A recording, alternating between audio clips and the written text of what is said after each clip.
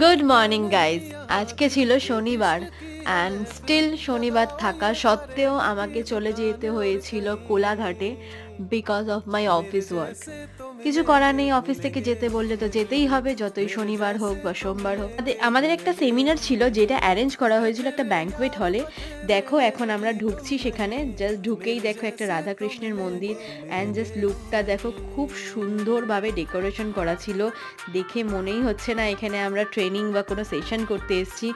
আমার তো জাস্ট মনে হচ্ছে এখানে আমি সেশন না করে ঘুরে স্ন্যাক্সে ছিল chicken pakora, chilli baby corn, French fries. খেতে কিন্তু দারুণ ছিল, জাস্ট দেখো খেয়েই যাচ্ছি। সেশন শেষ হওয়ার পরে একটু বাইরে চলে এলাম ঘোরাঘুরি করতে। দেখো বাইরে দিয়ে, এটা অ্যাকচুয়ালি হাই রোড ছিল, হাই রোড দিয়ে কত গাড়ি যাচ্ছে।